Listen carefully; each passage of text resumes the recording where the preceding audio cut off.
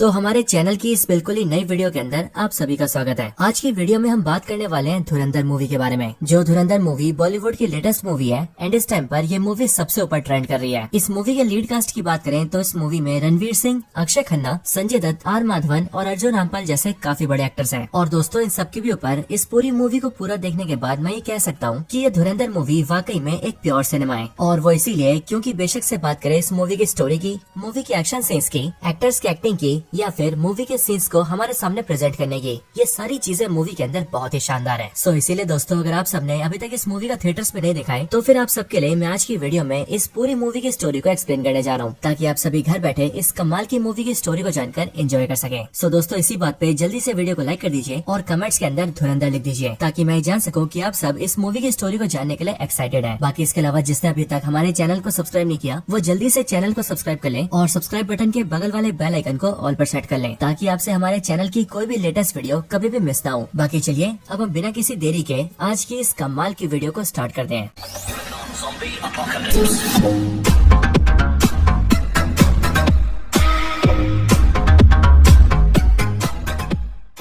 तो दोस्तों धुरंधर मूवी की जो स्टोरी है वो मेनली साल 1999 और साल 2001 में होने वाले टेररिस्ट अटैक्स के ऊपर बेस्ड है। क्योंकि दोस्तों अगर आप सबको इंडिया की हिस्ट्री बताओ तो आप ये जानते होंगे कि साल 1999 और साल 2001 इन दोनों सालों में इंडिया के ऊपर काफी बड़े अटैक्स हुए थे, जिनमें से पहला एक प्लेन हाईजैक था और दूसरा पार्लियामेंट अटैक था। और दोस्तों इन अटैक्स को उन टेररिस्ट ग्रुप्स ने करवाया था जिन्हें पाकिस्तान कंट्री का बैकअप था। लेकिन सारी चीजें जानने के बाद भी इंडिया डायरेक्टली कुछ नहीं कर पाया, और वो इसीलिए क्योंकि उस टाइम पर पाकिस्तान कंट्री को अदर कंट्रीज का काफी ज्यादा सपोर्ट था, स्पेशली यूएसए और गल्फ कंट्रीज का। लेकिन अब क्योंकि इंडिया उस टाइम पर पाकिस्तान से अपने आप को डायरेक्टली प्रोटेक्ट नहीं कर पा रहा था, इसीलिए इंडिया ने स्टार्ट किया मिशन धुरंधर को। और दोस्तों इस पूरी मूवी के अंदर हम इसी मिशन धुरंधर को देखेंगे। सो अगर आप सभी को इस मूवी का कोर कॉन्सेप्ट समझ में आ गया हो तो फिर चलिए मूवी की स्टोरी को स्टार्ट करते हैं। तो दोस्तों धुरंधर मूवी की स्टोरी स्टार्ट होती है 30 दिसंबर साल 1999 से। मूवी के इस पहले सीन के अंदर हम अजय सन्याल से मिलते हैं, जो कि इस टाइम पर इंडिया के इंटेलिजेंस ब्यूरो के डायरेक्टर होते हैं। एंड इस कैरेक्टर को मूवी के अंदर प्ले किया है एक्टर आर माधवन ने। असल में यहाँ पर हमें पता लगता है कि इस टाइम पर इंडिया से उड़ने वाली फ्लाइट जो कि अफगानिस्तान जा रही थी, वो जैसे अफगानिस्तान के कंधार एयरपोर्ट पर पहुंचती है वैसे ही जैश ए मोहम्मद नाम का एक पाकिस्तानी टेररिस्ट ग्रुप इसे हाईजैक कर लेता है। और इस प्लेन के अंदर जितने भी इंडियन सिविलियंस होते हैं उन सबको हॉस्टेजेस बना लिया जाता है। एंड उनकी डिमांड होती है कि वो इंडियन सिविलियंस को तभी छोड़ेंगे जब इंडिया उनके साथी टेररिस्टों को रिलीज कर देगा, क्योंकि इससे कुछ टाइम पहले इंडिया ने कई सारे आतंकवादियों को पकड़ा होता है और ये हाईजैक बेसिकली उन सबको छुड़वाने के लिए होता है। अब यहाँ पर इंडिया के पास कोई ऑप्शन नहीं होता, इसीलिए इंडियन इंटेलिजेंस ब्यूरो के डायरेक्टर यानी कि अजय सन्याल, उस टाइम के रॉ चीफ, फॉरेन मिनिस्टर और इवन प्राइम मिनिस्टर सबके सब उनके आगे झुक जाते हैं और आतंकवादियों की सारी शर्तें मानकर सिविलियंस को छुड़ा लेते हैं। लेकिन दोस्तों ये होने के लगभग 2 साल बाद यानी कि 13 दिसंबर 2001 को एक और बड़ी घटना होती है। इस दिन हम ये देखते हैं कि दिल्ली के पार्लियामेंट हाउस के बाहर एक एम्बेसडर कार में बैठकर 5 आतंकवादी आते हैं और वो फुल स्पीड में पहले तो बैरिकेडिंग तोड़ते हैं एंड फिर पार्लियामेंट के अंदर घुसकर अपने वेपन से आसपास के सारे पुलिस ऑफिसर्स को मार देते हैं। और फिर उसके बाद तो पूरे पार्लियामेंट के अंदर हाहाकार मचा देते हैं। हालांकि सही टाइम पर वहाँ पर अजय सन्याल आ जाते हैं एंड वो अपनी टीम के साथ मिलकर उन सारे आतंकवादियों को खत्म कर देते हैं। और जब ये सब होने के बाद इंडिया वाले इस सारे मुद्दे को यूनाइटेड नेशंस एंड यूएस के सामने उठाते हैं, तब तो ना ही इंडिया को यूनाइटेड नेशंस में हेल्प मिलती है, ना ही यूएसए हेल्प करता है और ना ही पाकिस्तान के खिलाफ अदर कंट्रीज इंडिया का साथ देती हैं। और रही बात पाकिस्तान की, तो उस टाइम पर यूएसए से लेकर बाकी सारी बड़ी कंट्रीज इवन गल्फ की सारी कंट्रीज भी पाकिस्तान के सपोर्ट में होती है। और इसीलिए पाकिस्तान के मल्टीपल अटैक्स करने के बाद भी इंडिया उन्हें कोई जवाब नहीं दे पाता है। लेकिन अब मानो पानी सर से ऊपर जा चुका था और अब इसीलिए इस पार्लियामेंट अटैक के बाद इंटेलिजेंस ब्यूरो के डायरेक्टर यानी कि अजय सन्याल, रॉ के डायरेक्टर, फॉरेन मिनिस्टर और ऐसे बाकी सारे लोग मिलकर एक हाई लेवल की मीटिंग करते हैं। और उस मीटिंग के अंदर ये तय किया जाता है कि अब पाकिस्तान को अंदर से वीक करने का और इंडिया को उससे बचाने का सिर्फ एक ही तरीका है, एंड वो तरीका है मिशन धुरंधर। अब दोस्तों ये जो मिशन धुरंधर है ये बेसिकली इंडिया का एक ऐसा मास्टर प्लान है जिसका इस्तेमाल करके इंडिया वाले अपने एक सबसे काबिल एजेंट को पाकिस्तान के अंदर भेजेंगे और फिर उसके इस्तेमाल से पाकिस्तान को इंटरनली वीक करेंगे। और फिर इसीलिए जैसे इस मीटिंग में मिशन धुरंधर को मंजूरी मिलती है वैसे ही मानो ये मिशन स्टार्ट कर दिया जाता है। अब इसके बाद सीन शिफ्ट होता है और हम अगले सीन के अंदर अफगानिस्तान में रणवीर सिंह को देखते हैं और हमें पता लगता है कि रणवीर सिंह इंडिया का वो एजेंट है जो कि मिशन धुरंधर को पाकिस्तान में ऑपरेट करेगा, यानी कि वही धुरंधर है। अब दोस्तों इस मिशन के स्टार्ट होते हम ये देखते हैं कि रणवीर सिंह जो कि इंडिया का एजेंट है उसका नाम रखा जाता है हमजा अली और इस हमजा अली को सबसे पहले अफगानिस्तान भेजा जाता है। देन उसके बाद वो अपनी आइडेंटिटी एक बलूचिस्तान वाले की बनाता है और उसके जरिए पाकिस्तान में एंटर होता है। अब दोस्तों अगर आप सभी बलूचिस्तान के बारे में नहीं जानते तो मैं आपको बता दूं कि बलूचिस्तान बेसिकली वो रीजन है जो कि पाकिस्तान, अफगानिस्तान और ईरान के बीच में पड़ता है। जैसे कि आप सब इस टाइम पर अपने सामने मैप पर देख सकते हैं। हालांकि मॉडर्न टाइम में बॉर्डर्स की वजह से ये बलूचिस्तान एरिया इन तीनों देशों में आपस में बढ़ चुका है। लेकिन दोस्तों एक्चुअल में बलूचिस्तान के अंदर जो भी लोग रहते हैं उनसे पाकिस्तानी लोग नफरत करते हैं। इवन बलूचिस्तान का जो पार्ट पाकिस्तान में भी आता है उस पार्ट के लोगों से भी बाकी लोग काफी नफरत करते हैं। और इसीलिए बलूचिस्तान के अंदर काफी सारे रेबल्स हैं जो कि हर टाइम अपने आप को पाकिस्तान से आजाद करने की कोशिश करती है, जिसके रिस्पॉन्स में बलूचिस्तान के बलूच रेबल्स एंड पाकिस्तान की मिलिट्री और आईएसआई इनके बीच हमेशा लड़ाई रहती है। और इस लड़ाई और झड़प के अंदर आईएसआई और पाकिस्तानी मिलिट्री वाले आए दिन बलूचिस्तान के रेबल्स को मारते रहते हैं। और दोस्तों मैंने आपको यहाँ पर बलूचिस्तान की हिस्ट्री भी इसीलिए बताई है क्योंकि रणवीर सिंह यानी कि हमजा अली एक बलूचिस्तान का बलूच रेबल बनकर अंदर आया है एंड मूवी में उसकी बलूच वाली आइडेंटिटी उसके मिशन में काफी बड़ा रोल प्ले करने वाली है। और दोस्तों रणवीर सिंह यानी कि हमजा अली जैसी पाकिस्तान के अंदर एंटर होता है वैसी वो एंटर होते ही सीधा कराची में आता है और कराची के अंदर भी वो सीधा लियारी में आता है। अब दोस्तों जो लियारी है ये कराची के अंदर एक काफी पॉपुलर टाउन है और अब क्योंकि ये लियारी टाउन मूवी के लिए सबसे ज्यादा इम्पोर्टेंट है इसीलिए आप इस टाउन के बारे में ध्यान से जानना। अब रणवीर सिंह जैसे लियारी टाउन के अंदर आता है वैसे वो वहाँ पर एक इंडिया के दूसरे एजेंट से मिलता है जो एजेंट काफी सालों से यहाँ पर एक जूस की दुकान चला रहा था। और उस एजेंट के साथ यहाँ पर 2-3 एजेंट्स और थे जो कि सब मिलकर काम किया करते थे और यहाँ से मिलने वाली सारी इन्फॉर्मेशन वो इंडिया तक पहुँचाते थे। लेकिन अब ये सब लोग धुरंधर मिशन को पूरा करने के लिए हमजा की हेल्प करेंगे। अब यहाँ पर जब हमजा इस दूसरे एजेंट से मिलता है यानी कि जो कि पाकिस्तान में यहाँ पर जूस की दुकान चला रहा है तब उससे मिलने के बाद वो हमजा की हेल्प करता है और उसने बेसिकली सालों से इस पूरे टाउन के बारे में क्या क्या जाना है वो सारी बातें हमजा को बताता है। वो हमजा को बताता है कि हमने इस पूरे मिशन के लिए पाकिस्तान के इस लियारी टाउन को इसलिए चुना है क्योंकि ये पूरा लियारी टाउन अपने आप में एक अलग ही साम्राज्य है और इसीलिए जो इस पूरे लियारी को रूल करता है उसका राज पूरे कराची पर होता है और जो पूरे कराची को रूल करता है उसका राज पूरे पाकिस्तान पर होता है एंड इसीलिए लियारी पर जिसकी पकड़ उसकी पकड़ पूरे पाकिस्तान पर। ये एजेंट रणवीर सिंह को यानी कि हमजा को ये बताता है कि इस पूरी लियारी के अंदर टोटल 3 डॉन है जिन तीनों डॉन के नाम है अरशद पप्पू, बाबू डकैत और तीसरा रहमान डकैत जिसे रहमान बलोच भी कहा जाता है। और वो इसीलिए क्योंकि तीसरा डॉन यानी कि रहमान बलोच एक बलूचिस्तान फैमिली से बिलोंग करता है और इसीलिए रहमान बलोच बलूचिस्तान के लोगों को सपोर्ट करता है और हमेशा उन्हीं के हक की बात करता है। बाकी दोस्तों जो रहमान बलोच है जिसे रहमान डकैत भी कहा जाता है वो दूसरे डॉन यानी कि बाबू डकैत का नाजायज बेटा है। लेकिन बड़े होकर जैसे रहमान डकैत को ये पता लगा कि बाबू डकैत उसका नाजायज बाप है वैसे ही उसने अपनी मदर को जान से मार दिया। बाकी दोस्तों इस पूरी लियारी टाउन के अंदर जो रहमान डकैत है वो पूरे 1/3 हिस्से को रूल करता है और बाकी बचे हुए 2/3 हिस्सों को रूल करते हैं बाबू डकैत और अरशद पप्पू। और रहमान डकैत से निपटने के लिए ये बाबू डकैत और अरशद पप्पू दोनों मिलकर काम करते हैं। अब यहाँ लियारी के अंदर हमजा का ये प्लान होता है कि अब क्योंकि वो एक बलूच बनकर आया है इसीलिए वो रहमान डकैत की गैंग में घुसेगा और गैंग में घुसने के लिए उसे बहुत ही जल्दी मौका भी मिलने वाला है। अब ऐसा इसीलिए क्योंकि रहमान डकैत के 2 बेटे हैं, एक बेटा 8 से 10 साल का है और दूसरा बेटा 19-20 साल का है। और ये जो रहमान डकैत का बड़ा बेटा है इसके दोस्त की कुछ ही दिन बाद शादी होने वाली है और अब क्योंकि शादी में रहमान डकैत का बेटा शामिल होने वाला है इसीलिए अरशद पप्पू और बाबू डकैत का ये प्लान है कि वो अपने आदमियों को भेजकर रहमान डकैत के बड़े बेटे को जान से मार देंगे। अब इंडिया के एजेंट्स इस बारे में सबको जान जाते हैं और इसीलिए उन्हें पता होता है कि कुछ दिनों बाद होने वाली शादी में रहमान डकैत के बड़े बेटे को मारा जाएगा। और फिर इसीलिए हमजा और बाकी एजेंट्स ये प्लान करते हैं कि वो लोग उसी फायरिंग के अंदर रहमान डकैत के बड़े बेटे की जान बचाएंगे और ये चीज दिखाकर रहमान डकैत के सामने हीरो बन जाएंगे। यानी कि ऐसा करके वो लोग रहमान डकैत का भरोसा जीत लेंगे और उसकी गैंग में बड़े आराम से शामिल हो जाएंगे। अब इसके बाद जिस दिन शादी होती है उस दिन हमजा और बाकी सारे एजेंट्स उस शादी के अंदर वेटर का काम करते हैं क्योंकि उन्हीं की दुकान को वहाँ पर खाने का कॉन्ट्रैक्ट मिला होता है। और फिर इसीलिए उसके कुछ टाइम बाद रहमान डकैत के बेटे की एंट्री होती है। लेकिन हमजा और बाकी एजेंट्स ये देखते हैं कि वहाँ पर रहमान डकैत का बेटा अकेला नहीं आया बल्कि वो वहाँ पर अपने छोटे भाई को भी लाया होता है। और इसीलिए हमजा और बाकी एजेंट्स ये सोचकर परेशान हो जाते हैं कि अब जो फायरिंग होने वाली है उसमें दोनों बेटों को कैसे बचाया जाए। हालांकि उनके इतना सोचते ही वहाँ पर कई सारे गनमैन आते हैं जो कि एक्चुअल में बाबू डकैत और अरशद पप्पू के आदमी होते हैं और वो पूरी शादी के अंदर फायरिंग स्टार्ट कर देते हैं। लेकिन हमजा और उसके एजेंट्स मिलकर रहमान डकैत के दोनों बेटों को बचा लेते हैं। लेकिन तब भी एट द एंड वो सारे गुंडे मिलकर रहमान डकैत के बड़े बेटे को गोलियों से छन्नी कर देते हैं और उसे जान से मार देते हैं। अब ये देखकर हमजा और बाकी एजेंट्स को कुछ समझ नहीं आता क्योंकि उनका पूरा मिशन फेल हो चुका था क्योंकि उनका तो प्लान यही था कि रहमान डकैत के बड़े बेटे पर जब हमला हो तब वो लोग उसे हमले से बचा ले और रहमान डकैत के सामने भरोसा जीत ले। लेकिन यहाँ पर वो लोग रहमान डकैत के बड़े बेटे को बचाने में फेल हो चुके हैं। लेकिन अब इसके बावजूद भी हमजा हार नहीं मानता और वो नया तरीका निकालता है। अब एक्चुअली में उसे छोटे बेटे की जान तो बचाई होती है और अब इसीलिए वो छोटे बेटे के सामने ये तमाशा करता है कि वो बड़े बेटे की जान बचाने की कोशिश कर रहा है। वो जल्दी से बड़े बेटे की लाश को उठाता है और उसे हॉस्पिटल लेकर जाता है एंड डॉक्टर्स के सामने चिल्लाते हुए कहता है कि जल्दी से वो लोग इसका इलाज कर दें। लेकिन एज ऑफ कोर्स उसकी जान चली जाती है। अब रहमान डकैत को जैसे इस बारे में पता लगता है वैसे वो अपने आदमियों के साथ सीधा हॉस्पिटल आता है और हॉस्पिटल आकर वो सबसे पहले अपने छोटे बेटे से मिलता है जिसके बाद ही उसका छोटा बेटा उसे सारी कहानी समझाते हुए कहता है कि जब उसके और उसके बड़े भाई पर हमला हुआ तब हमजा नाम के इस आदमी ने हम दोनों की जान बचाने की कोशिश की और जब बड़े भाई को गोली लगी तो यही हॉस्पिटल लेकर भी आया। इन बातों को सुनने के बाद रहमान डकैत पहले तो अपने बेटे की लाश देखता है और उसे देखकर काफी रोता है। लेकिन फिर उसके बाद वो हमजा से मिलता है और अपने छोटे बेटे की जान बचाने के लिए उसे शुक्रिया अदा करते हुए कुछ पैसे देने की कोशिश करता है। लेकिन हमजा पैसा लेने से मना करता है और वो रहमान डकैत से कहता है कि वो उसे अपना हीरो मानता है। असल में वो भी रहमान डकैत की तरह एक बलूच है और जिस तरह से रहमान डकैत बाकी सारे बलूचों के हक के लिए खड़ा होता है वो देखकर हमजा को बहुत ही ज्यादा अच्छा लगता है और इसीलिए वो भी भी रहमान डकैत की गैंग में आना चाहता है और उसके साथ काम करना चाहता है। अब दोस्तों हमजा ने अब तक जो भी कुछ किया था उससे उसने रहमान डकैत का भरोसा तो जीत ही लिया था। साथ ही उसने पैसे ना लेकर रहमान डकैत को ये भी दिखा दिया कि उसे पैसों का कोई लालच नहीं है। एंड अब इसीलिए रहमान डकैत हमजा को गैंग में शामिल कर लेता है और उसे धीरे धीरे करके अपने गैंग की सारी जानकारी देने लगता है। लेकिन दोस्तों अब यहीं पर ही रहमान डकैत ये प्लान करता है कि अब वो बाबू डकैत को जान से मार देगा, क्योंकि उसी के आदमियों ने उसके बड़े बेटे की जान ली है। लेकिन दोस्तों रहमान डकैत कुछ करता कि उससे पहले हम ये देखते हैं कि उसी हॉस्पिटल के अंदर रहमान डकैत से मिलने के लिए लियारी टाउन का पॉलिटिशियन आता है। और ये पॉलिटिशियन बेसिकली वहाँ का MP MLA टाइप का होता है। और इस पॉलिटिशियन ने इस पूरे लियारी टाउन के अंदर रहमान डकैत को अपना सपोर्ट दिया होता है। ये यहाँ पर आकर रहमान डकैत के बेटे की लाश देखता है और रहमान डकैत को भरोसा देता है। और उसके साथ ही वो रहमान डकैत को ये भी समझाते हुए कहता है कि अभी इलेक्शंस बहुत पास आने वाले हैं, इसलिए अभी वो कोई भी कदम न उठाए और बाबू डकैत के ऊपर कोई अटैक न करे, क्योंकि ऐसा करने की वजह से इलेक्शंस में वो हार सकता है। और अगर इलेक्शंस में वो हार गया तो फिर रहमान डकैत का भी काफी नुकसान होगा। अब दोस्तों ये बात बोलकर वो पॉलिटिशियन रहमान डकैत को रोक तो देता है, लेकिन फिर इसके बाद से रहमान डकैत हर रोज अपने आप में ही जलने लगता है और वो ये सोचने लगता है कि वो कैसे अपने बेटे की मौत का बदला लेगा। अब ऐसे एक दिन गुस्से में आकर रहमान डकैत अपने सारे आदमियों को बिठाता है, जिसमें हमजा भी शामिल होता है, और फिर वो सबसे कहता है कि अभी हमें क्या करना चाहिए, क्या हमें बाबू डकैत से बदला लेना चाहिए या फिर नहीं। ये बात सुनकर रहमान डकैत के सारे आदमियों से रुकने के लिए कहते हैं और वो रहमान से कहते हैं कि इलेक्शन होने दिया जाए, उसके बाद ही कोई कदम उठाया जाए, क्योंकि उनके लिए इलेक्शन जीतना काफी ज्यादा जरूरी है। अगर वो लोग इस टाइम पर कुछ भी करते हैं तो इलेक्शन में उनकी हार हो सकती है, यानी उनके नेता की हार हो सकती है, जिस वजह से न सिर्फ उनका सपोर्ट छिनेगा बल्कि उनकी फंडिंग भी रुक जाएगी। लेकिन दोस्तों इस सबके बाद रहमान डकैत हमजा से पूछता है कि आखिरकार उन्हें क्या करना चाहिए, जो सुनकर हमजा सबसे अलग जवाब देता है और वो रहमान डकैत से कहता है कि अगर मैं आपकी जगह होता तो मैं अपने बेटे की मौत का बदला जरूर लेता। असल में बाबू डकैत ने इस टाइम पर जो भी कुछ किया है वो उसने सोच समझ कर किया है। उसने इलेक्शंस के ठीक पहले आपके बेटे की जान ली है ताकि आप ये सोच कर बैठ जाए कि इलेक्शंस आने वाले हैं और आप उस पर हमला न करें। लेकिन मैं कहूँ तो यही आपकी भूल होगी, क्योंकि एक्चुअली में इस टाइम पर वो बेफिक्र होगा और उसे अंदाजा भी नहीं होगा कि आप उस पर हमला कर सकते हैं। इसके साथ ही रही बात इलेक्शंस को जीतने की, तो अगर आप उस पर हमला नहीं करते हैं तो इलेक्शंस तो आप वैसे भी हार जाएंगे। और ऐसा इसीलिए क्योंकि आपके बेटे की जान लेकर और आपको इस तरह इलेक्शंस तक चुप बिठाकर उसने साबित कर दिया है कि बाबू डकैत रहमान डकैत से काफी ज्यादा पावरफुल है और रहमान डकैत के अंदर अब कोई पावर नहीं बची। और इसीलिए अगर आप मेरी माने तो आपको बाबू डकैत को इसी टाइम पर खत्म करना चाहिए, जिससे कि न सिर्फ आपका बदला पूरा होगा बल्कि पूरी लियारी के अंदर ये मैसेज जाएगा कि इस पूरे रीजन में रहमान डकैत से ऊपर कोई भी नहीं है। अब रहमान डकैत हमजा की बात से एग्री होता है और इसलिए वही प्लान करता है कि अब वो बाबू डकैत एंड उसकी पूरी गैंग पर अटैक करेगा और वो सबको खत्म करेगा। अब ऐसा करने के लिए वो लोग पूरी प्लानिंग करते हैं और बारी बारी करके बाबू डकैत के सारे बंदों की फील्डिंग सेट करते हैं एंड फिर एक ही बार में वो सारे के सारे आदमियों को खत्म करते हैं। और रही बात बाबू डकैत की, तो उसे हमजा, रहमान डकैत और रहमान डकैत का खास आदमी जो कि उसका कजन भी होता है जिसका नाम उजैर होता है, वो सब मिलकर उसे खत्म करते हैं, जिसमें कि वो सब लोग बाबू डकैत को टक्कर मार के नीचे गिराते हैं और फिर रहमान डकैत बाबू डकैत को लोहे से पीट पीट कर जान से मार देता है। और फिर इस तरह से रहमान डकैत अपने बेटे की मौत का बदला लेता है। अब इसके बाद ही इलेक्शंस होते हैं और इलेक्शंस में हम ये देखते हैं और उस पूरे इलेक्शंस के अंदर इस पॉलिटिशियन की, जिसका नाम जमील जमाली है, वो पूरे बहुमत के साथ जीत जाता है। लेकिन दोस्तों जब पॉलिटिशियन जमील जमाली की जीत होती है और उसे उसकी विक्ट्री स्पीच के लिए बुलाया जाता है, तब उस टाइम पर पब्लिक को देखकर वो ये समझ जाता है कि लियारी की जितनी भी जनता है वो उससे ज्यादा रहमान डकैत को पसंद करती है और इसीलिए अगर कल को रहमान डकैत पॉलिटिक्स में आ गया तो फिर उसकी कुर्सी खतरे में आ सकती है। अब दोस्तों रहमान डकैत इस टाइम पर काफी ऊपर आ चुका था, क्योंकि उसने अपने दो दुश्मनों में से एक बाबू डकैत को खत्म कर दिया था। वो पूरे लिहारी का सबसे बड़ा डॉन बन चुका था और साथ ही साथ उसकी पॉपुलैरिटी भी इतनी ज्यादा बढ़ चुकी थी कि वो बड़े आराम से अब नेता भी बन सकता था। इसके साथ ही रही बात हमजा की, तो अब हमजा रहमान डकैत का सबसे खास बन चुका था। लेकिन हमजा जो कि अपने मिशन पर था, उसे हम ये देखते हैं कि वो पॉलिटिशियन जमील जमाली के इसी विक्ट्री स्पीच के मौके पर उसकी बेटी से मुलाकात करता है और वो धीरे धीरे करके उसे इम्प्रेस कर लेता है, क्योंकि हमजा ये जानता था कि पॉलिटिशियन जमील जमाली की जो बेटी है वो उसके मिशन में उसके काफी काम आ सकती है। अब दोस्तों इन सब के बाद पॉलिटिशियन जमील जमाली को जिस बात का डर होता है वही होता है, यानी कि पाकिस्तान के जो बड़े बड़े बिजनेसमैन अपने फायदे के लिए जो अब तक जमील जमाली को सपोर्ट क्या करते थे, वो अब रहमान डकैत से मुलाकात करते हैं और उसे सपोर्ट करने की बात करते हैं, क्योंकि अब पूरे लिहारी के अंदर रहमान डकैत से ज्यादा पकड़ और किसी की मजबूत नहीं है, पॉलिटिशियन जमील जमाली की भी नहीं। लेकिन दोस्तों जैसी जमील जमाली को ये बात पता लगती है, वैसे उसके मन में रहमान डकैत के लिए बहुत ज्यादा नफरत भर जाती है और वो कुछ भी करके रहमान डकैत को दबाने की कोशिश में लग जाता है। अब इसके बाद ही रहमान डकैत और इन दोनों बिजनेसमैन की मीटिंग फिक्स होती है, जहाँ पर हमें पता लगता है कि ये दोनों बड़े बिजनेसमैन भाई है जिन्हें कहा जाता है खन्नानी ब्रदर्स। ये दोनों एक्चुअली में पाकिस्तान में काफी उल्टे सीधे काम करते हैं और इन तरीकों से काफी पैसा कमाते हैं, जैसे कि हवाला के जरिए ब्लैक मनी को व्हाइट करना और फेक इंडियन नोट्स को छापकर इंडिया में सप्लाई करना। हालांकि दोस्तों इन सब के बीच हम ये भी नोटिस करते रहते हैं कि जो रणवीर सिंह है यानी कि हमजा, वो अपने बाकी सारे एजेंट्स के साथ मिलकर जो भी बड़ी जानकारी मिलती है उसे इंडिया भी पहुंचाता है। और अब तक उसे सबसे बड़ी जानकारी ये मिली होती है कि पाकिस्तान के दोनों बिजनेसमैन भाई यानी कि खन्नानी ब्रदर्स इंडिया के फेक 500 और 1000 के नोट्स को छापकर इंडिया में सप्लाई करते हैं और इंडिया की करेंसी को वीक करके इंडिया को नुकसान पहुंचाते हैं। हालांकि दोस्तों इसके बाद अगले सीन में हम ये देखते हैं कि रहमान डकैत हमजा, उजैर और अपने कुछ खास आदमियों के साथ मिलकर खन्नानी ब्रदर्स से मीटिंग करने आता है, जहाँ पर खन्नानी ब्रदर्स उसे मिलवाते हैं ISI के हेड से। ये एक्चुअली में ISI का एक बहुत ही बड़ा एजेंट होता है जिसका नाम होता है मेजर इकबाल। और दोस्तों इस मेजर इकबाल को मूवी के अंदर प्ले किया है अर्जुन रामपाल ने। एंड सही बताऊं तो मूवी में इनकी एक्टिंग मुझे सबसे आइकॉनिक लगी। ये आईएसआई का मेजर इकबाल यहाँ पर रहमान डकैत से मीटिंग करता है एंड वो उससे कहता है कि उसे रहमान डकैत से बहुत सारे वेपन्स चाहिए, लेकिन बात यह है कि उसे वो सारे वेपन्स चाहिए जो कि रशिया और अमेरिका बनाता है, क्योंकि एक्चुअली में उसका ये प्लान है कि वो रशियन और अमेरिकन मेड्स वेपन्स को लेगा, उन वेपन्स को अपने देश के टेररिस्ट ग्रुप्स को देगा और उन टेररिस्टों के जरिए इंडिया के अंदर टेरर को बढ़ावा देगा, जैसे कि सिविलियंस को मारना, बॉम्ब ब्लास्ट करना और इस तरह के बाकी सारे काम। अब दोस्तों इस मीटिंग में बैठे हुए सभी लोगों को ये पता होता है कि इस तरह के सारे रशियन और अमेरिकन मेड वेपन्स जो है वो उन सबको बलूचिस्तान से मिल सकते हैं, क्योंकि बलूचिस्तान के हेड के पास ये सारे वेपन्स का एक्सेस है। लेकिन दोस्तों अब क्योंकि आईएसआई और बलूचिस्तान के रेबल्स के बीच हमेशा दुश्मनी रहती है और वो आए दिन बलूच रेबल्स को मारते रहते हैं, इसलिए आईएसआई डायरेक्टली उसे डील नहीं कर सकता और इसीलिए आईएसआई का मेजर इकबाल ही चाहता है कि रहमान डकैत उनके लिए बलूच रेबल से डील करे और वो सारे वेपन्स लाकर उन्हें दे, बदले में वो जितना पैसा बोलेंगे वो उन्हें देने को राजी है। और दोस्तों रहमान डकैत भी इसीलिए क्योंकि रहमान डकैत खुद ही एक बलूच था, वो अपनी गैंग में बलूचों को रखता था और साथ ही साथ वो बलूच रेबल्स के लिए काफी काम करता था एंड इसीलिए जितने भी बलूचिस्तान के बलूच रेबल्स हैं वो सभी रहमान डकैत को एक मसीहा की तरह देखते हैं और उसे काफी सम्मान करते हैं, जिस वजह से रहमान डकैत को वो लोग वेपन्स के लिए कभी मना नहीं करेंगे। अब रहमान डकैत इस डील को हाँ कर देता है, जिसके बाद ही रहमान डकैत अपने आदमियों के साथ मिलकर सीधा बलूचिस्तान जाता है और वहाँ पर बलूच रेबल्स के हेड से मिलता है और उनसे हथियारों के लिए डील कर लेता है, जिसके बाद वो बलूच रेबल्स का हेड भी उन्हें सारे हथियार सप्लाई कर देता है, जिसके बाद बहुत सारे अमेरिकन और रशियन मेड वेपन्स रहमान डकैत के पास आ जाते हैं, जिन्हें वो आगे चलकर सौंपने वाला है आईएसआई के मेजर इकबाल को। हालांकि दोस्तों इसी बीच हम पॉलिटिशियन जमील जमाली से मिलते हैं, जो कि पूरी तरह से प्लान कर चुका था कि उसे रहमान डकैत को रास्ते से हटाना है, क्योंकि रहमान डकैत की बढ़ती पॉपुलैरिटी और पावर बहुत ही जल्दी उससे उसकी कुर्सी छीनने वाली है। अब ऐसा करने के लिए वो एसपी चौधरी को मिलने बुलाता है और दोस्तों हमें पता लगता है कि एसपी चौधरी और कोई नहीं बल्कि एक्टर संजय दत्त है। हमें पता लगता है कि एसपी चौधरी असल में पुलिस में एसपी है, लेकिन 5 साल पहले जमील जमाली ने उसे सस्पेंड करवा दिया था और वो भी इसीलिए क्योंकि बहुत ज्यादा ईमानदार था और ये अपने पूरे इलाके में गुंडागर्दी को खत्म करके रखता था। लेकिन अब क्योंकि जमील जमाली ये चाहता है कि उसके इलाके से रहमान डकैत मारा जाए और गुंडागर्दी खत्म हो जाए, इसीलिए वो एसपी चौधरी को अपने पास बुलाकर उससे कहता है कि वो उसकी पोस्टिंग फिर से लियारी में कर रहा है ताकि वो रहमान डकैत को खत्म कर दे, यानी कि उसका एनकाउंटर करके दिखाए कि वो मारा गया। लेकिन दोस्तों एसपी चौधरी जमील जमाली से ऐसा करने से मना कर देता है और वो इसीलिए क्योंकि वो जमील जमाली से कहता है कि लियारी के अंदर जितनी भी पुलिस है वो पूरी की पूरी पुलिस रहमान डकैत की जेब में है, इसीलिए अगर मैं रहमान डकैत को पकड़ने या उसका एनकाउंटर करने पुलिस वालों को लेकर भी जाऊंगा तो वो मेरी पुलिस से मुझे ठुकवा देगा और इसीलिए मैं चाहता हूँ कि मुझे खुद की टीम दी जाए जिस टीम के बंदे मैं खुद ही चुनूंगा। साथ ही साथ लियारी में मेरा एक खुफिया ऑफिस होगा जिसके बारे में किसी को पता नहीं होगा। अगर आप ये सब एग्री करते हैं तो मैं पोस्टिंग लेने के लिए हाँ बोलता हूँ। पॉलिटिशियन जमील जमाली एसपी चौधरी की शर्त मान जाता है और वो उसे उसकी स्पेशल टास्क फोर्स देता है, जिसकी हेल्प से एसपी चौधरी रहमान डकैत को पकड़ के उसका एनकाउंटर कर सकता है। अब दोस्तों इस सब के बीच ही हमजा और जमील जमाली की बेटी की लव स्टोरी चल रही होती है और इसीलिए जब एक दिन वो दोनों साथ बैठे होते हैं तब उस टाइम पर ही हमजा एसपी चौधरी की फोटो देख रहा होता है, क्योंकि उसकी पोस्टिंग लियारी टाउन के अंदर फिर से कर दी गई है। लेकिन एसपी चौधरी की फोटो देखकर जमील जमाली की बेटी हमजा से कहती है कि वो इसको पहले से जानती है, क्योंकि ये आदमी उसके फादर से मिलने उसके घर अक्सर आता है। इस बात को सुनते ही हमजा समझ जाता है कि कुछ न कुछ तो गंडगोल चल रहा है और इसीलिए वो जमील जमाली की बेटी से कहता है कि अगली बार वो जब भी आए तब वो उसके बारे में सारी बातें सुने और हो सके तो रिकॉर्ड भी कर ले। जो सुनकर जमील जमाली की बेटी हमजा को हाँ बोल देती है। बाकी दोस्तों कहानी में आगे हम ये देखते हैं कि रहमान डकैत ने बलूच रेबल से जो भी हथियार उठाए थे, यानी कि जो भी रशियन और अमेरिकन मेड हथियार उठाए थे, वो उन सबको ले जाकर आईएसआई को देता है और आईएसआई के मेजर इकबाल के हाथों में सौंपता है। इन हथियारों को लेकर मेजर इकबाल उन सबको बताता है कि असल में वो इन सारे हथियारों का इस्तेमाल इंडिया में करेगा और ऐसा करने के लिए वो काफी सारे आतंकवादियों को बुलाता है और उन सारे हथियारों को उन्हें सौंप देता है, जिसके बाद वो सबके सामने बताता है कि अब उनका ये प्लान है कि वो बहुत ही जल्द सीधा पानी के रास्ते में इंडिया में घुसेंगे और इंडिया में बहुत ही बड़े बड़े टेरर अटैक्स करेंगे, ऐसे अटैक्स जिससे इंडिया पूरी तरह से टूट जाएगा। अब इन सभी के बीच बैठकर जैसे हमजा ये सारी बातें सुनता है वैसे वो जल्दी से इंडिया के अंदर ये सारी खबरें भेज देता है, जिसके बाद इंडिया के इंटेलिजेंस वाले इन सारी बातों को जान तो जाते हैं, लेकिन अब हम उनकी लापरवाही कहें या फिर उनकी इनएफिशिएंसी, वो किसी भी टेरर अटैक को रोकने में नाकामयाबी रहते हैं। क्योंकि असल में दोस्तों इस टाइम पर मेजर इकबाल जिस टेरर अटैक को प्लान कर रहा था वो टेरर अटैक था साल 2008 में होने वाला 26/11 और जैसा कि हम सब जानते ही हैं कि इंडियन इंटेलिजेंस 26/11 के अटैक को रोकने में फेल हो गई थी। हालांकि दोस्तों इस टाइम पर हमजा अपना काम पूरा करता है और वो इंटेलिजेंस जल्दी से इंडिया भेज देता है और इंडिया की सारी इंटेलिजेंस टीम को ये बात तो बता ही देता है कि आने वाले टाइम में पाकिस्तान इंडिया में काफी बड़े बड़े टेरर अटैक्स करवाने वाला है। लेकिन दोस्तों इतने में हम लिहारी सिटी के अंदर ये देखते हैं कि पॉलिटिशियन जमील जमाली एसपी चौधरी के जरिए अपना काम करवाना स्टार्ट कर देता है और वो प्लान स्टार्ट कर देता है रहमान डकैत का एनकाउंटर करने का। ऐसा करने के लिए वो सबसे पहले रहमान डकैत के घर के अंदर जो नौकर होता है उसके जरिए रहमान डकैत के छोटे बेटे के खाने में कुछ उल्टा सीधा मिलवा देता है, जिसे खाकर रहमान डकैत के छोटे बेटे की हालत बहुत खराब हो जाती है और इसीलिए रहमान डकैत जल्दी जल्दी में अपनी वाइफ के साथ अपने बेटे को गाड़ी में लेता है और बहुत ही कम आदमियों के साथ सीधा हॉस्पिटल निकल जाता है और फिर इस तरह से वो एसपी चौधरी के ट्रैप में फंस जाता है, क्योंकि फिर रास्ते में एसपी चौधरी उसे पकड़ लेता है और वो उसे अरेस्ट करके अपनी गाड़ी में बैठा कर ले जाता है। अब जाहिर है यहाँ पर एसपी चौधरी का यही प्लान था कि वो दिखाएगा तो यही कि वो रहमान डकैत को अरेस्ट करके पुलिस थाने ले जा रहा है, लेकिन रास्ते में रहमान डकैत ने भागने की कोशिश की, जिसके रिस्पॉन्स में उसने रहमान डकैत का एनकाउंटर कर दिया। लेकिन दोस्तों इसी बीच ये सारी खबर हमजा, उजैर और रहमान डकैत के बाकी साथियों को मिलती है। लेकिन खबर जानने के साथ ही हमजा को जमील जमाली की बेटी का फोन आता है, जो कि उसे एक वीडियो भेजकर दिखाती है कि उसे अपने फादर और एसपी चौधरी की बातचीत को रिकॉर्ड रिकॉर्ड कर लिया है। अब इस वीडियो रिकॉर्डिंग में हमजा ये देखता है कि पॉलिटिशियन जमील जमाली, एसपी चौधरी और अरशद पप्पू तीनों बैठकर मीटिंग कर रहे हैं। और इस वीडियो के अंदर हमें साफ दिखता है कि पॉलिटिशियन जमील जमाली एसपी चौधरी से कहता है कि तुम रहमान डकैत को पकड़कर उसे एनकाउंटर में जान से मार दो। इस तरह से वो रास्ते से हट जाएगा। बाबू डकैत ऑलरेडी मर चुका है और फिर इसीलिए पूरा एरिया अरशद पप्पू का होगा, जिसके बाद से अरशद पप्पू जमील जमाली के हिसाब से काम करेगा। क्योंकि दोस्तों आप सबको तो ये पता ही होगा कि अक्सर बहुत से पॉलिटिशियंस होते हैं जो कि गुंडों को अपने सपोर्ट में तो रखते हैं, लेकिन वो ये नहीं चाहते कि कोई भी गुंडा उनके ऊपर जाए। और अब क्योंकि रहमान डकैत काफी ज्यादा पॉपुलर हो चुका था और वह जमील जमाली से ऊपर जा चुका था, इसीलिए जमील जमाली अब उसे रास्ते से हटाना चाहता है एंड अपने काम अरशद पप्पू से करवाना चाहता है। और अब इसीलिए रहमान डकैत के मरने से इन तीनों का काम आसान हो जाएगा। जमील जमाली की कुर्सी बची रह जाएगी, अरशद पप्पू को पूरे लियारी का कंट्रोल मिल जाएगा और एसपी चौधरी जो कि रहमान डकैत को बहुत टाइम से निपटाना चाहता है वो उसे निपटा देगा। लेकिन दोस्तों हमजा को जैसी वीडियो मिलती है वैसे वो वीडियो देखने के बाद ही जमील जमाली की बेटी को अपने घर जाने के लिए कहता है और वो उसे अपने घर में बुला के उसका फोन बंद करवा देता है ताकि वो अपने फादर से कांटेक्ट न कर पाए। एंड देन इसके बाद ही हमजा जमील जमाली को वीडियो भेजता है और वो उसे कहता है कि वो उसके पूरे प्लान को जान चुका है। अगर उसने रहमान डकैत की डेथ को नहीं रुकवाया तो वो उसकी वीडियो वायरल कर देगा और न्यूज में डाल देगा, जिसके बाद उसकी रेपुटेशन गिर जाएगी और उसकी कुर्सी भी चली जाएगी। और अगर वो ऐसा नहीं चाहता तो वो रहमान डकैत की डेथ को रुकवा दे। अब ये सुनकर पॉलिटिशियन जमील जमाली काफी डर जाता है और इसलिए वो एसपी चौधरी को फोन करके कहता है कि वो रहमान डकैत के एनकाउंटर को रोक दे। लेकिन एसपी चौधरी उसकी बात मानने से मना कर देता है एंड वो कहता है कि वो रहमान डकैत को मार कर ही रहेगा। ये बात सुनकर जमील जमाली जल्दी से बात हमजा को बताता है और फिर इसलिए हमजा दूसरा तरीका लगाता है एंड वो जमील जमाली से कहता है कि वो उसे एसपी चौधरी का खुफिया ऑफिस बताए। क्योंकि दोस्तों जमील जमाली की बेटी के जरिए हमजा को उस ऑफिस के बारे में पता चल चुका था। वो जमील जमाली के मुंह से जल्दी से एसपी चौधरी के खुफिया ऑफिस का पता ढूंढता है और अपने सारे आदमियों को लेकर सीधा वहाँ पहुँचता है और वहाँ के सारे पुलिस ऑफिसर्स को बहुत बुरी तरह से मारता है एंड उन सब के ऊपर पेट्रोल डाल देता है। और फिर वो एसपी चौधरी को वीडियो कॉल करके बताता है कि अभी अगर उसने रहमान डकैत को नहीं छोड़ा तो फिर वो इस ऑफिस में मौजूद 40 से भी ज्यादा ऑफिसर्स को जान से मार देगा। अब अपने ऑफिसर्स को बचाने के लिए एसपी चौधरी रहमान डकैत को छोड़ देता है और वो रहमान डकैत को हमजा के हाथों में सौंप देता है। लेकिन दोस्तों अब इन सब के बाद वो दिन आता है जिस दिन इंडिया में 26/11 का अटैक हुआ था, यानी कि 26 नवंबर साल 2008। और इस दिन ISI वाले स्पेशली मेजर इकबाल इंडिया में अपने आतंकवादियों के जरिए इस अटैक को करवा देता है और वो टीवी पर इस पूरे अटैक को सबको दिखाता है। लेकिन दोस्तों जैसे 26/11 के टेरर अटैक को हमजा देखता है वैसे वो अंदर से बहुत ज्यादा टूट जाता है, क्योंकि उसने इस अटैक को रोकने के लिए सारी की सारी खबरें इंडिया तक पहुंचा दी थी। लेकिन तब भी वो देखता है कि इंडिया की इंटेलिजेंस इस अटैक को रोक नहीं पाई और उसके देश को इतना बड़ा नुकसान झेलना पड़ा। और इसीलिए इस अटैक को देखकर हमजा भी अंदर से बहुत ज्यादा दुखी हो जाता है। लेकिन फिर इसके बाद वो इतने ज्यादा गुस्से में आता है कि अब वो ये ठान लेता है कि अब वो कुछ भी करके इन सबको खत्म करेगा और वो इस पूरी लियारी का कंट्रोल अपने हाथों में लेगा एंड पूरे पाकिस्तान को अपने घुटनों पर लाकर खड़ा करेगा। लेकिन जाहिर सी बात है दोस्तों हमजा ऐसा काम बल से नहीं बल्कि अकल से ही कर सकता है। और अब इसीलिए वो सबसे पहले प्लान बनाता है रहमान डकैत को रास्ते से हटाने का एंड पूरी लियारी पर कंट्रोल करने का। अब ऐसा करने के लिए वो पॉलिटिशियन जमील जमाली से मिलता है एंड वो उससे कहता है कि मैं जानता हूँ कि तुम रहमान डकैत को रास्ते से हटाना चाहते हो और अब बात यह है कि इस काम में मैं तुम्हारा साथ दूंगा। हमजा जमील जमाली से कहता है कि तुम्हारी बेटी मुझसे प्यार करती है, इसलिए तुम मुझसे मेरी शादी करवा दो, जिसके बाद मैं तुम्हारा दामाद बन जाऊंगा और फिर तुम्हारा दामाद बनने के बाद हम लोग सब मिलकर रहमान डकैत को रास्ते से हटा देंगे और उसे जान से मार देंगे, जिसके बाद पूरी लियारी पर मेरा कंट्रोल होगा। और अब क्योंकि मैं तुम्हारा दामाद हूँ इसीलिए मेरे जरिए तुम्हारा कंट्रोल होगा, यानी कि अगर पावर आती भी है तो वो हमारे परिवार में आएगी, यानी कि तुम्हारे हाथ में। अब पॉलिटिशियन जमील जमाली को हमजा की ये बात ठीक लगती है और इसीलिए वो उससे अपनी बेटी की शादी करवाता है, उसे अपना दामाद बनाता है एंड फिर उसके और एसपी चौधरी के साथ मिलकर ये प्लान बनाता है कि अब वो सब लोग मिलकर रहमान डकैत को रास्ते से हटाएंगे। अब इसके आगे चलकर ISI का मेजर इकबाल रहमान डकैत से और भी कई सारे वेपन्स मंगवाता है एंड इसीलिए वो लोग डिसाइड करते हैं कि वो लोग वेपन्स को बहुत ही जल्दी उन्हें सौंप देंगे। लेकिन अब जिस दिन उन्हें वेपन्स की डिलीवरी लेनी होती है उसी दिन रहमान डकैत को एक पानी के डैम का उद्घाटन करना होता है और इसीलिए वो उद्घाटन करने जाता है एंड उसी बीच डिलीवरी के लिए हमजा, उजैर और बाकी सारे साथियों को भेज देता है, जिस वजह से आज के दिन रहमान डकैत के साथ बहुत ही कम लोग रह जाते हैं और इसीलिए आज का ये दिन हमजा के लिए परफेक्ट होता है रहमान डकैत को मरवाने के लिए। और फिर इसीलिए वो एसपी चौधरी से बोलकर रहमान डकैत की पूरी फील्डिंग सेट करवा देता है और रहमान को गाड़ी में बिठाकर जंगल के रास्ते से सीधा सुनसान सड़क पर ले जाता है। अब एक ही दिन इतनी सारी अजीब चीजों को देखकर रहमान डकैत को डाउट हो जाता है और इसीलिए वो हमजा से गाड़ी रोकने के लिए कहता है एंड उसके बाकी साथियों को बुलाने के लिए कहता है। लेकिन हमजा उसकी बात नहीं मानता और वो गाड़ी कंटिन्यूसली चलाता है, जो चीज देखकर रहमान डकैत ये समझ जाता है कि वो उसे धोखा दे रहा है और हो ना हो वो उसे मरवाना चाहता है, जिस वजह से रहमान डकैत चलती गाड़ी में ही हमजा के ऊपर अटैक कर देता है। लेकिन तब भी हमजा किसी तरह से गाड़ी को आगे ले जाता है और गाड़ी को ठोक देता है एंड खुद गाड़ी से निकलकर भाग जाता है, जिसके बाद एसपी चौधरी एंड उसकी पूरी टास्क फोर्स की टीम वहाँ पर आती है और वो रहमान डकैत एंड उसके साथ के एक दो आदमियों पर अटैक कर देते हैं। लेकिन दोस्तों इस शॉट आउट के होने के बाद भी रहमान डकैत जल्दी से भागते हुए जंगल में घुस जाता है और सीधा हमजा का पीछा करता है ताकि वो उसे मारकर अपना बदला ले सके। बाकी इतने में हम ये देखते हैं कि एसपी चौधरी की पूरी टीम मिलकर रहमान डकैत के साथियों को जान से मार देती है और फिर इसीलिए एसपी चौधरी भी रहमान डकैत के पीछे जाता है, यानी कि सबसे आगे हमजा, उसके पीछे रहमान डकैत और रहमान डकैत के पीछे एसपी चौधरी। जिसके बाद जंगल में हम ये देखते हैं कि एसपी चौधरी और रहमान डकैत की भिड़ंत होती है और इस भिड़ंत के बीच ही हमजा वहाँ पर आता है, जिसके बाद ही वो दोनों मिलकर रहमान डकैत पर भारी पड़ते हैं और at the end SP Chaudhary Rahman डकैत के गले में गोली मारता है। और फिर यहीं पर ही हमें ये भी पता लगता है कि एसपी चौधरी ने रहमान डकैत के सर के बजाय उसके गले पर वो भी साइड में गोली क्यों मारी। इसी टाइम पर फ्लैशबैक आता है, जिस फ्लैशबैक में हम ये देखते हैं कि प्लानिंग के टाइम पर ही हमजा ने एसपी चौधरी से कहा था कि जब वो लोग रहमान डकैत को पकड़ लेंगे और उसे मारने वाले होंगे तब एसपी चौधरी को उसे गोली तो मारनी है, लेकिन मेक श्योर ये करना है कि गोली लगने के बाद भी रहमान डकैत आधे घंटे तक जिंदा रहे। और दोस्तों वो किस लिए, वो हमें आगे पता लगता है। एक्चुअली में जैसी रहमान डकैत के गले में गोली लगती है वैसे हमजा अपना प्लान स्टार्ट करता है और वो रहमान डकैत को अपने कंधे पर डालता है और रास्ते में एक रिक्शा को रुकवाकर सीधा हॉस्पिटल जाता है और वो रिक्शा वाले के सामने ऐसा दिखाता है कि रहमान डकैत को एसपी चौधरी ने गोली मारी है और वो यानी कि हमजा उसकी जान बचाने की कोशिश कर रहा है। साथ ही साथ वो रास्ते में उजैर को भी फोन कर देता है और वो सारे साथियों को भी यही कहानी सुनाता है कि एसपी चौधरी ने भाई को गोली मार दी है और मैं उन्हें हॉस्पिटल लेकर जा रहा हूँ। इसके बाद वो उसे हॉस्पिटल लेकर पहुँचता है, लेकिन एज ऑफ कोर्स हॉस्पिटल पहुँचते पहुँचते ही रहमान डकैत की जान चली जाती है। लेकिन यहाँ पर हमजा का प्लान पूरी तरह से कामयाब रहता है, क्योंकि इसके आगे सारे न्यूज चैनल्स पर यही न्यूज चलती है कि एसपी चौधरी ने रहमान डकैत को गोली मारी और हमजा ने उसकी जान बचाने की कोशिश की। और फिर ये चीज दिखाकर हमजा पूरे लियारी सिटी के अंदर हीरो बन जाता है और वो किसी को भी इस बात की भनक भी नहीं होने देता कि उसने खुद नहीं रहमान डकैत को मरवाया है। अब दोस्तों ये मूवी एंडिंग में आ जाती है, जहाँ पर हमें फिर से इंडिया का सीन दिखाया जाता है और हमें पता लगता है कि आखिरकार हमजा है तो है कौन। और फिर हम ये जानते हैं कि हमजा का असली नाम जसकीरत सिंह रंगी है, जो कि एक ऐसा आदमी है जो कि अपनी पूरी फैमिली को खो चुका है एंड उसे खुद को भी फांसी की सजा होने वाली थी। लेकिन फिर उस टाइम पर ही आईबी का डायरेक्टर यानी कि अजय संगाल उससे मिलता है और वो उसे देश के काम आने का मौका देता है, जिसे जसकीरत सिंह अपना लेता है और फिर वो इंडिया का एजेंट बनके पाकिस्तान के अंदर मिशन धुरंधर को पूरा करता है। लेकिन दोस्तों अब ये कहानी यहीं पर खत्म होती है, बट मूवी के खत्म होने के साथ ही हमें बताया जाता है कि अभी ये मूवी तो खत्म है बट इस मूवी की स्टोरी नहीं। और ऐसा इसीलिए क्योंकि अगले साल के मार्च महीने के अंदर इस मूवी का सेकंड पार्ट आएगा एंड उसी के अंदर इस धुरंधर की पूरी स्टोरी खत्म होगी। बाकी दोस्तों आपको इस मूवी की स्टोरी कैसी लगी या मुझे कमेंट्स में जरूर बताना, और अगर आपको वीडियो पसंद आई हो तो वीडियो को लाइक करना। मैं जल्दी मिलता हूँ आपसे ऐसी किसी और बेहतरीन वीडियो में, तब तक के लिए गुड बाय।